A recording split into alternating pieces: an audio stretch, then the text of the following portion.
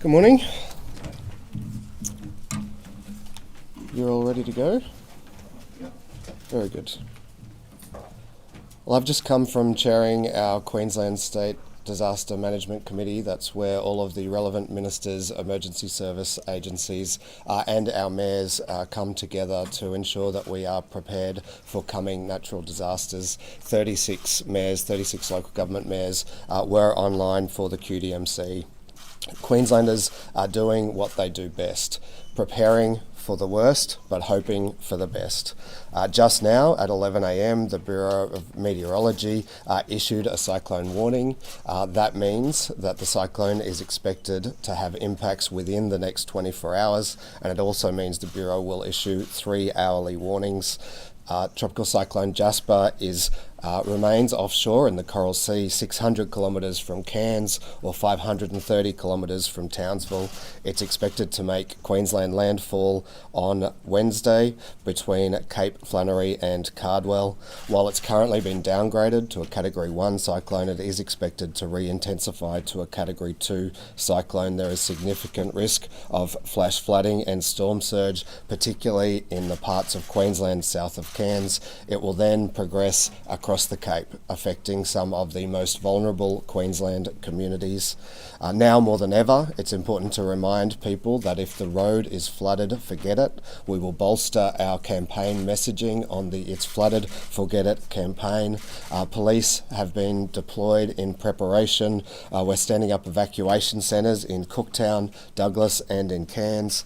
Cairns Hospital is preparing for that possible storm surge. It's particularly vulnerable to storm surge being right there on the beach. There's also an aged care centre where health staff are working on possible evacuation plans. 450 Energy Queensland staff have been deployed to Rockhampton, ready to go in afterwards and get the power back on just as quickly as we can.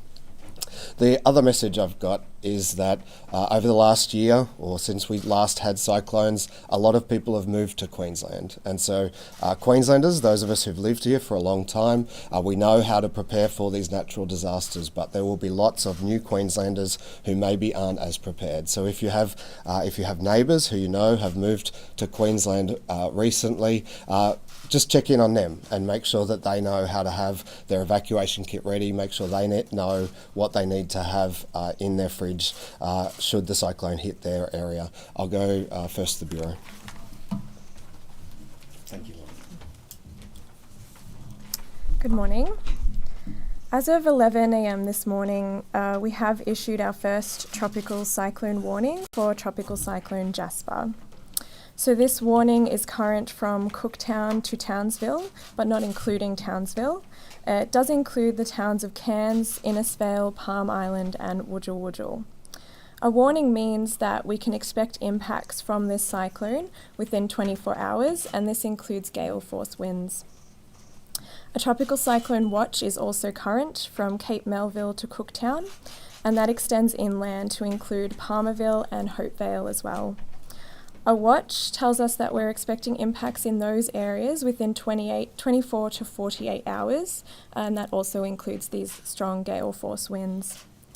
So Tropical Cyclone Jasper is currently a Category 1. We did see it weaken overnight. However, we would like to emphasise that as it moves towards the coast, it is moving into an area where it could see redevelopment and further intensification. So at this stage, the most likely scenario is that we will see a Category 2 crossing the coast sometime on Wednesday. It's important to note that it's not just about the crossing, but there are impacts from cyclones before and after the cyclone crosses. These impacts include gale force winds. So the Bureau currently has a severe weather warning for local damaging winds further south of where we're seeing that watch and warning area, and that includes Bowen and Hamilton Island, where we've already seen some stronger winds over the last few days. Rainfall and flooding is also a very big hazard with tropical cyclones. We have a flood watch current for many catchments in the north, and that is to prepare communities for the potential riverine flooding that we can expect with this tropical cyclone. There are large amounts of rainfall associated with most cyclones, and this cyclone included. There's also a risk of flash flooding. So while we see the riverine flooding usually a little bit slower in the lead time, flash flooding can happen quite quickly and therefore it can be quite dangerous. So this cyclone certainly has the risk of dropping large amounts of rainfall in a very short amount of time, and that's what can lead to flash flooding. Further to those impacts, we've also got the storm tide to consider. So low-lying areas are especially vulnerable as we see the cyclone crossing. So areas near that crossing and just south of that crossing could also see some flooding from storm tide. And as I said, that's more in those lower-lying areas. So really we're asking everyone from the Bureau today to stay up to date. Now that we are in a warning cycle, we will be issuing tropical cyclone warnings every 3 hours. Thank you. Thank you, DP. Good morning, everyone, and welcome to you all. We have also, as well as the State Disaster Coordination Centre, stood up our State Police Operations Centre in Roma Street, in Roma Street, to aid the response. We are about to deploy some 35 to 40 people into the far north. Officers will be going to our vulnerable communities to support the local councils, Hopevale, Yarrabah, Wujal, Cooktown and Douglas Shire at this stage. We have additional general duties staff going into Cooktown, Wujal and Hopevale in preparation for the response, additional police going into Mareeba, as well as additional police going forward to assist with the evacuation centres, which at this stage are planned for Cooktown, the Douglas Shire and also Cairns. High visibility patrols will remain a priority as we lead into the response, and as the BOM has indicated, the warnings will come out every 3 hours from here on in. Can I ask people not to panic, but please do listen to authorities? The Deputy Premier touched on this. We do have a lot more people in the state, new people that have not experienced this before, so please be aware. But on top of that, it's school holidays. So we have people on beaches, a lot more people travelling as well. And there will be a lot of rainfall in a short amount of time, which obviously leads to flash flooding. Every time we have a flooding event, we have more fatalities on the road because people drive through flooded waters. So can I please ask that if it's flooded, please forget it. Because as I said, each and every time we go through these events, we expect additional fatalities, and that should not be the case. Thank you. Good morning. As the State Disaster Coordinator, I can advise that the State Disaster Coordination Centre is now fully activated. Our District Disaster Coordination Centres and our local disaster coordination centres for the affected areas are also fully activated. Now's the time for the community to stay in contact with emergency services. We know that over these holiday periods we have a lot of the community in campgrounds, on beaches, in areas that traditionally you don't get your cyclone updates. So please, now's the time to stay in contact with our emergency messaging. As the Bureau have indicated, there will be cyclone updates every 3 hours, but there's a lot of local messaging from our local coordination centres providing practical advice on what to do in these situations. Please have your emergency kits prepared. Think about now your medication, additional water, food, what you'll need for at least 72 hours in your households. We know that sometimes after these crossings, it takes emergency services up to 72 hours to make the roads safe and make the environment safe for us to support you. So please go out to your chemist, get the medication you need, because they're the sort of things that cause problems.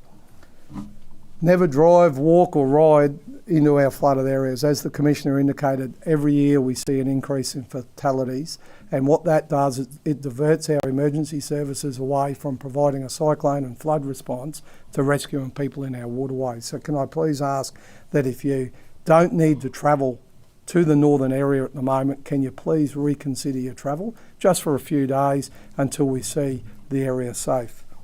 Thank you very much.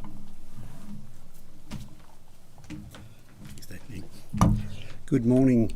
Fire and Emergency Services have been planning and preparing for the severe weather season for several months now, and the readiness as we move into this cyclone event has been ramped up. We're moving approximately 150 people into the specialist resources into the area over the coming days, and will be in place prior to the arrival of the TC. Can I say there's a few things to that. As much as that resources are in place, we ask that for the community support and engagement in preparing for and working with their neighbours, friends and family to ensure their properties are ready, you stay informed and you respond and heed the warnings that are provided. As much as the north is used to cyclones, the cyclone hasn't impacted that particular area for some time, so we ask for people to take heed. Don't be complacent about what that cyclone may be, because every cyclone is different. And please, in terms of engagement, stay informed, keep engaged with the media and that messaging, look after your neighbours, and if you don't need to be out and about, please don't be out and about for your safety and for the safety of all first responders. Thank you. DP. The Deputy Premier has asked me to elaborate on the power system. Firstly, there is adequate generation for the summer period ahead.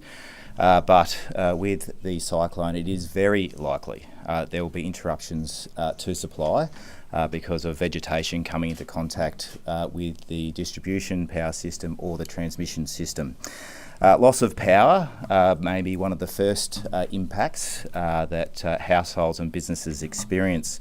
So of course, if you're well versed in those preparations, make sure that you have your fuel, your batteries, your phones charged, etc. As we've heard, agencies are well prepared. They have been planning for scenarios exactly like this for some time. Currently, energy crews are mustering in both Rockhampton and Townsville. We've pre-deployed 450 crew resources into them. 150 Energex crews have left southeast Queensland. We have 100 crew members from the outback of southwest Queensland, plus crews from the Wide Bay and, of course, our locals in the affected region. We're also moving power system resilience kit and emergency restoration kit into the region as well. So that includes mobile generators. They'll be deployed to critical infrastructure though. So think infrastructure like hospitals and mobile telecommunications.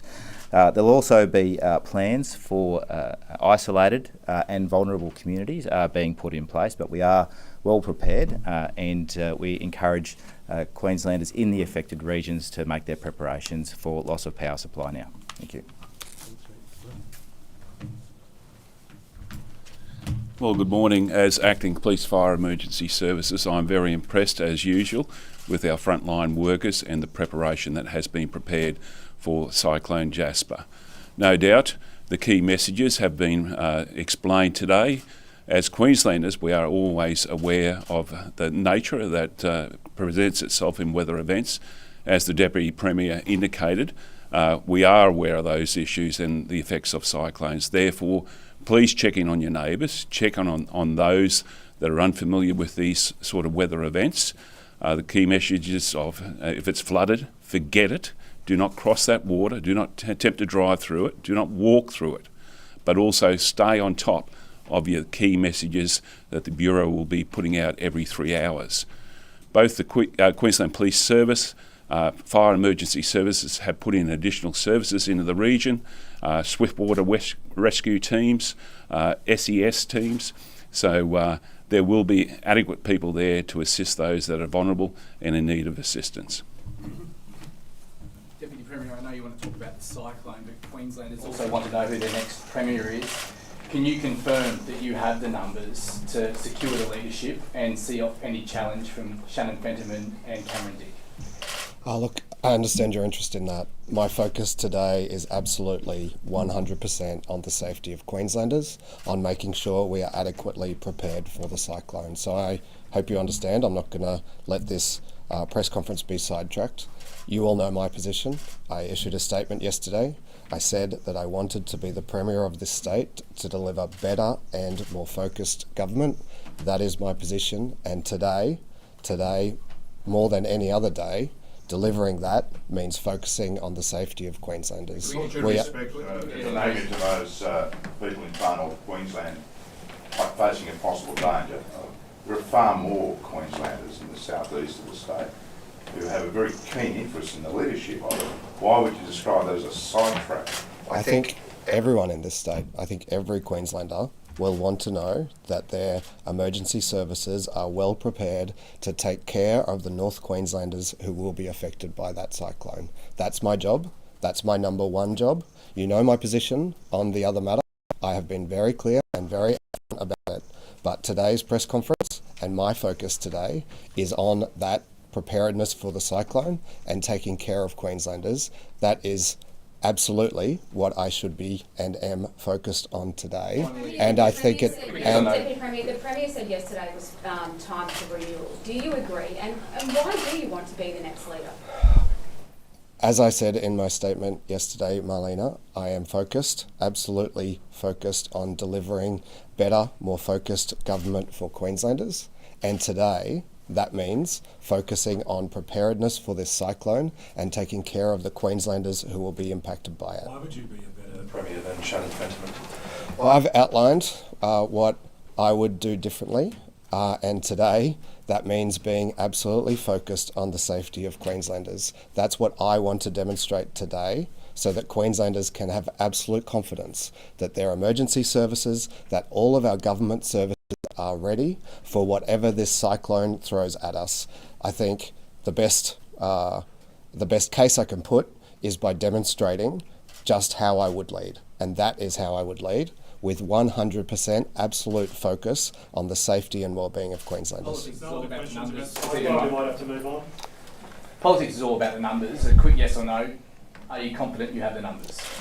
Today, I will be focused on ensuring that we have everything in place that we need to keep Queenslanders safe. Just on the cyclone. Minister Fenton or Treasurer Dick backed you in to become the next leader.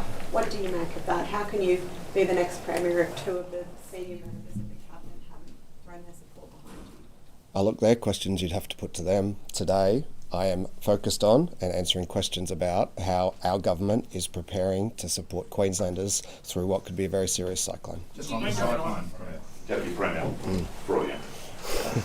Just on the cyclone, Deputy Premier, is there any substance